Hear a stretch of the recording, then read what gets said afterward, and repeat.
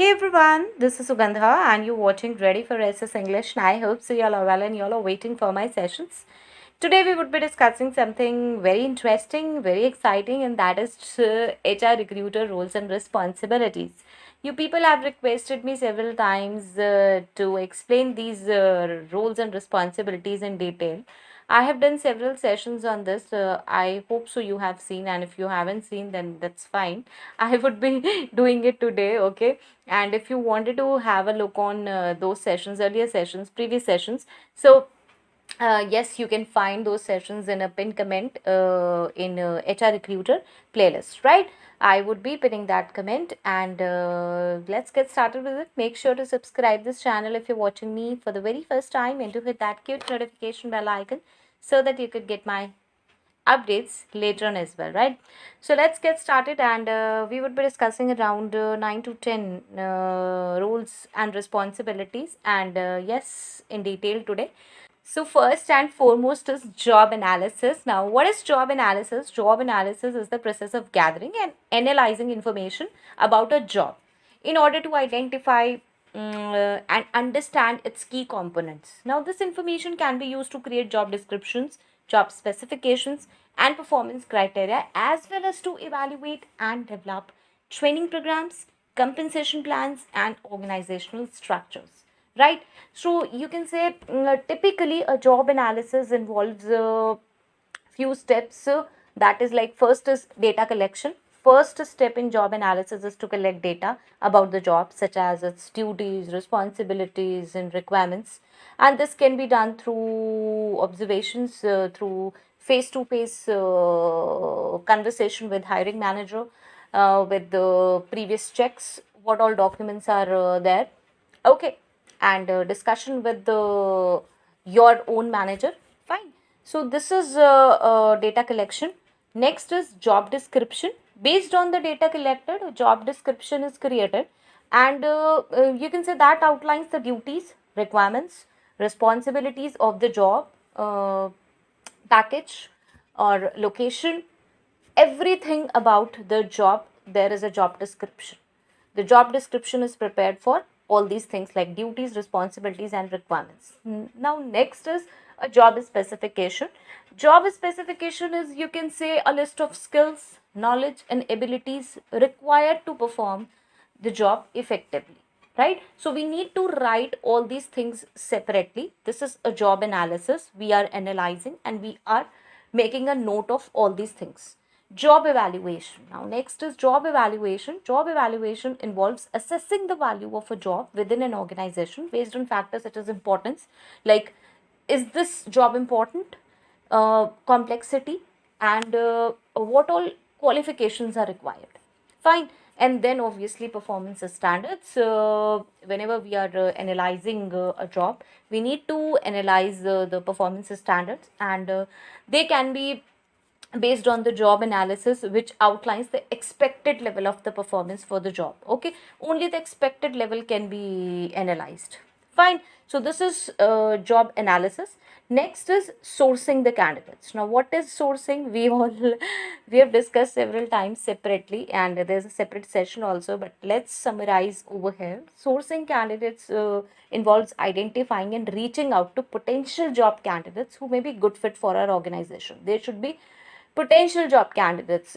They could be active job seekers, they could be passive job seekers. Obviously the strategy is different for active job seekers and passive job seekers, like.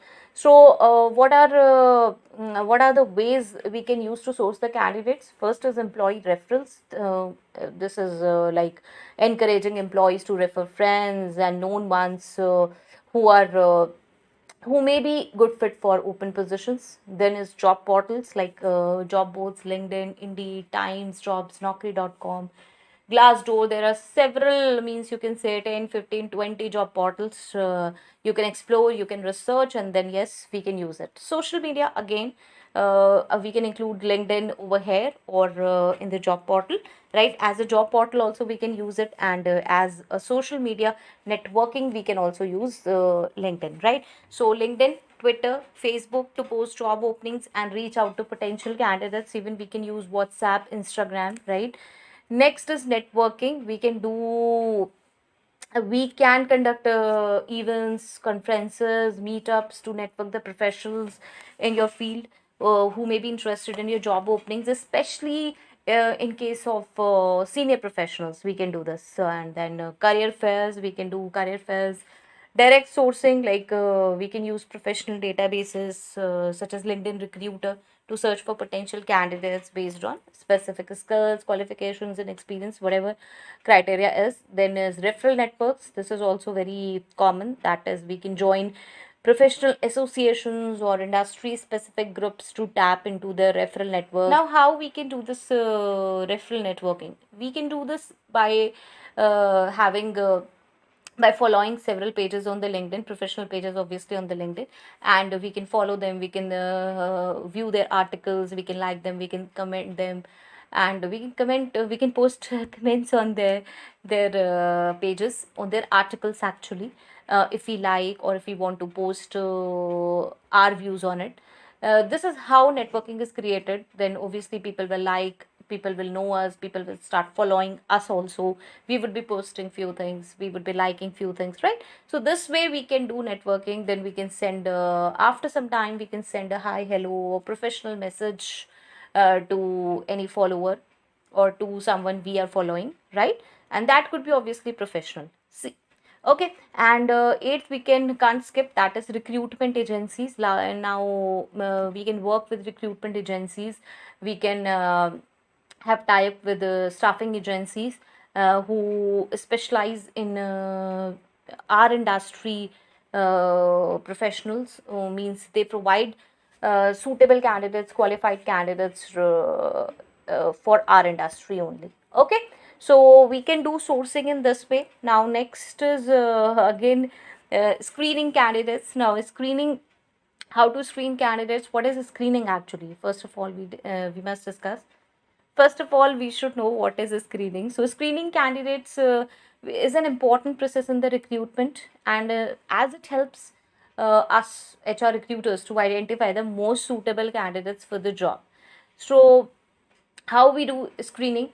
First of all, we review resumes. Now start by reviewing the candidate's resume and cover letter to ensure that they meet the minimum requirements for the job. This is the first and the foremost thing.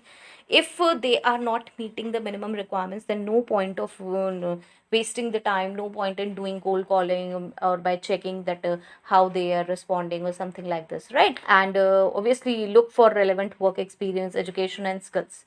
Now then is conduct a phone screening. That is, you can do a cold calling, conduct a brief phone interview to assess the candidate's communication skills, job expectations, and availability. Review social media profiles, like review the candidate's social media profiles such as LinkedIn, Twitter, to get sense of their professional network, interest, and online presence. Okay, this is very helpful so that we can know the person's social presence. And administer assessments, like administer assessments such as skill test, whatever skill test, personality test, cognitive ability test we have taken to evaluate the candidate's technical skills and fit for the job. Now we can conduct in-person interviews, we can do it telephonic interviews, virtual interviews, and then face-to-face interviews, right? So schedule in-person interviews with the most promising candidates to evaluate their fit for the job, cultural fit, and overall qualifications. Now we can check references. Check the candidates' references to verify their employment history, skills, and work performance. Now what we can do, background checks. Now see, we are doing this in screening, so this is initial background checks. Like we won't be uh, going into much deep, that we can do later on in the background verification. But yes, these are the basic things we must do at the time of screening also. Okay, so conduct background checks to ensure that the candidate meets your organizational hiring standards. Fine. Now next is interviewing. This is also this is very important. We discussed in the screening part also, but yes, separately we should discuss this. That is, interviewing candidates is also a very crucial step in the recruitment process, and it allows HR recruiters to evaluate the candidates fit for the job and organization. So here are few steps we can follow, or for interviewing candidates effectively. Now, first is prepare for the interview. This is very important. I have discussed this in my other on my other channel, that is Ready to Get Update. If you're well versed in Hindi, then yes, you can have a look on those sessions. I have discussed all these sessions separately, and there I have uploaded one video in which several videos actually on how to conduct interviews effectively, right? So for that, in that also I have mentioned that preparation is very important. You can't do random interviews, especially face to face interviews. You can't do that. Okay, so preparation is necessary. So review the candidate's resume and cover letter, prepare a list of questions and schedule a time and place for the interview. This is very important. Establish a rapport. Start the interview by introducing yourself and creating a welcoming environment. Use a small talk to help the candidates feel comfortable and relaxed. I have found in many cases, like HRs or recruiters or interviewers always say that no, we have to look strict, we can't smile, we can't do a casual conversation with the candidates, which is not correct.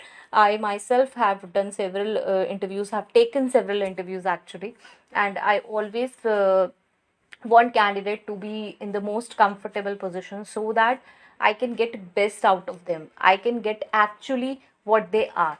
Because if I would be starting in a way which is you can say a very strict professional environment, I would be starting, so obviously there will be sugar coated answers, and I don't want that sugar coated answers, right? So first of all, it's important that candidate feel comfortable there and comfortable in front of you. Okay, so next is ask open ended questions, like asking open ended questions allow the candidate to provide detailed responses, right? Examples can be like can you tell me about a time when you faced a difficult challenge at work and how you overcome it? Okay, and how you overcame it. And you must be patient while listening to this. It should not be like if you have heard about the difficult challenge and then you move to the next question. No, you must wait for how you overcame it, because you asked complete question, because you have questioned them a proper question like what was the situation and how you overcame it. So you must wait for the answer as well. Okay, now you can ask behavioral questions. Use behavioral questions that ask the candidate to provide example of how they've handled specific situations. Now see, I have uploaded these behavioral questions on my other channel. If you want on this channel, please do let me know in the comment section, and then yes, I would be uploading here as well. Now listen actively. You must listen actively to the candidates responses and ask follow up questions to clarify their answers. And yes, you can take notes to help you remember key points, because there will be a lot of things and you won't be able to remember everything. Okay, so it's better to make notes, short notes, like uh, some points you can note down, right? And yes, provide feedback to the candidate about their performance in the interview and ask any questions they may have about your job or organization. Fine. So this can means in this way we can interview the candidates, right? Next is we can say candidate evaluation and selection. I would be doing it fast because I think I have explained these sessions in detail. Okay, fine. So, what is a candidate evaluation and selection? Now, candidate evaluation and selection is a critical step. Every step is critical, you might be thinking, right? So, how we can do this? We can establish a criteria. Establish the criteria for the job, such as skills, qualifications, as we did while analyzing the job in the first step, in the first point. Now, review resumes and administer assessments, conduct in person interviews, check references, evaluate candidates, select the best candidate, notify the candidates, right? So, this is a complete process for evaluation. Selecting the candidate who best meets the criteria for the job in the organization, and considering the factors such as obviously experience, skills, education, cultural fit, overall qualifications, and how they appear in the interview. Fine. And obviously we need to notify the selected candidate and extend a job offer, and if possible, and if your company policy is there, notify the candidates who were not selected and provide feedback on their performance in the interview, right? But that feedback should be in a professional way, in a calm way, okay, because not everybody is able to accept the rejection, okay. So we must ensure that our words should be chosen wisely. We must choose our words wisely while giving the rejection feedback, okay. So next is offer negotiation. Now, how we can offer negotiation? Once you have selected the candidate, it could be that you need to negotiate the offer, okay. It happens several times that negotiation is done after a job offer, okay. So how you can do this? First is you need to understand the candidate's priorities and gather market data. Plan your negotiation strategy. You can't say anything to the selected candidate, right? And then you can't revert back, okay. So communicate the initial offer and listen actively and understand concerns, their concerns also. You need to understand, give the candidate an opportunity to express any concerns or questions they may have regarding the offer. Listen actively and empathetically to understand their perspective, right? And discuss potential areas of negotiation. Consider the organization's constraint, right, while negotiating. Keep in mind that organizations budgets and constraints, like ensure that any proposed changes to the offer align with the company's policies and guidelines. You can't do it randomly, like you can't raise or you can't reduce, okay. There are certain guidelines, you need to adhere to it.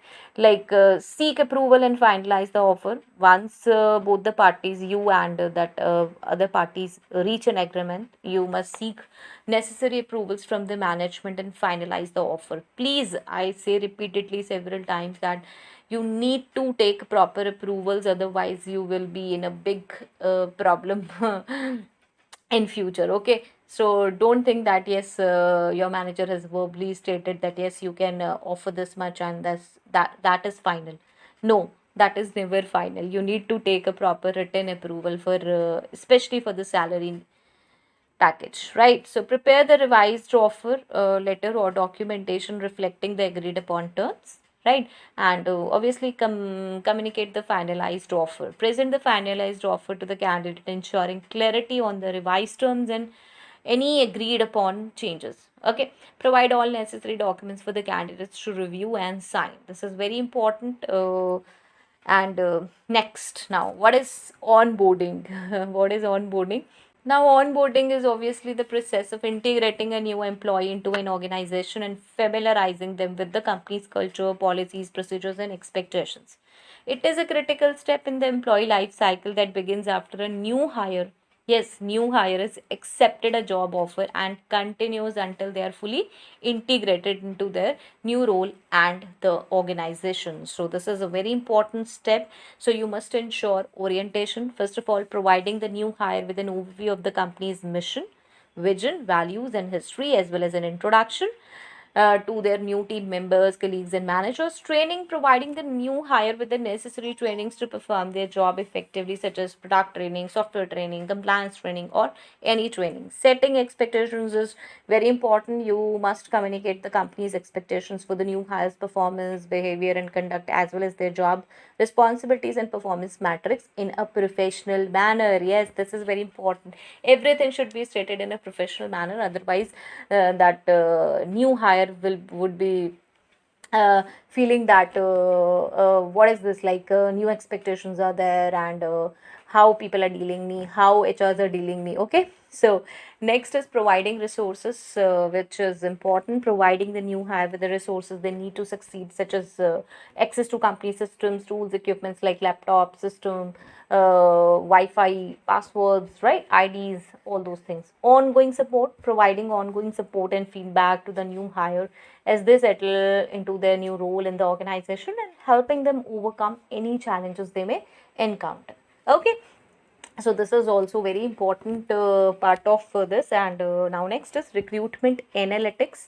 Now I have included this recruitment analytics. You might be thinking that this is not an HR profile. This is maybe a work of a data analytics, or you can say HR analytics, but no, not completely. Recruiters or HR recruiters need to perform these things. And yes, you will also agree, because recruitment analytics is basically the use of data and metrics to measure and analyze the effectiveness of the recruitment process. And it involves the use of various tools and techniques to collect and analyze data related to recruitment activities such as candidate sourcing, candidate selection, and time to hire. Right? So, we can say that the goal of recruitment analytics is to identify areas of improvement in the recruitment process, optimize recruitment softwares, strategies, and make data driven decisions that lead to better outcomes. The examples of recruitment analytics could be sourcing analytics, candidate assessment analytics, time to hire analytics, cost per hire analytics, and quality of hire analytics, right? So obviously we need to analyze several factors for these. So this is recruitment analytics. Now next is employer branding. Now this is also very crucial thing, and I'm using a few words again and again, like important, crucial, critical. So yes, they are.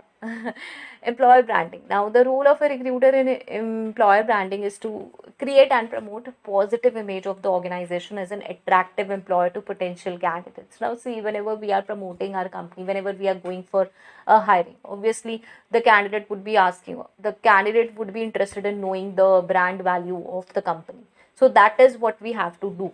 We have to focus that yes, employer branding refers to overall image, reputation, and values of an organization as an employer, and how it is perceived by current and potential employees. We need to understand this, and recruiters should play a crucial role in shaping and promoting employer branding. By what we can do is we can create job postings and descriptions that accurately reflect the company culture, values, and work environment. Like, we are posting job postings in which it's written that strict this, strict this, very strict environment. And in the company culture, vision, mission, we have mentioned that yes, it's a very comfortable environment for the people, and they're working. There are no waiting hours or something like that, right? I'm just relating. I'm just giving the example. It could be anything. So they must align with the company culture, values, and mission. The job posting should not be like using a strict language, too much a strict language on the job postings, and too much a strict criteria in the eligibility criteria actually. Okay, obviously whatever eligibility criteria you want, that should be there, but you must ensure that the language usage of language should be appropriate, and it should align with company values. Now, using social media platforms and other recruitment channels to showcase the company's strengths, achievements, and unique selling points, ensuring positive candidate experience by providing timely and personalized communication. And next, you can do is providing insights and feedback to the company's leadership team on how to improve employee experience, and engaging with current employees to understand their experiences, needs, and expectations, and using this feedback to improve the employer branding. Fine. So this is we can do so that recruiters, so that we can attract high quality candidates, increase employee retention, and create a competitive advantage for the organization in the job market. Now next is compliances. So we need to follow certain compliances, like whatever age criteria is there. We are hiring for some profile, and there is a certain age criteria as per the law that we can't hire the below this age for this profile. But what we are doing, we are not complying to it. Then what? Right? So we need to remember this, what all compliances are there, who we can hire for what positions, what are the rules, regulations attached to different profiles, what are the safety measures, what are workplace safety issues we need to consider when we are hiring the people for a sensitive workplace in our organization. So all these compliances we need to look after. Fine. So this is all. I think this is a big session. I have made this a big session. I'll try to cut short if it's possible. And if you want detail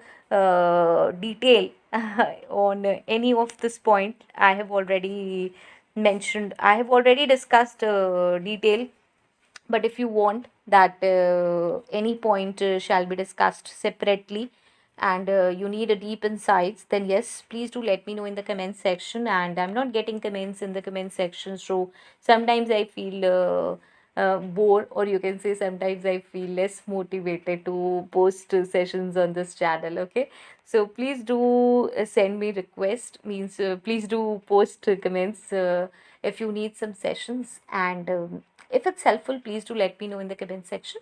And till next video, all the very best. Stay happy, stay safe. Thanks for watching. Bye bye.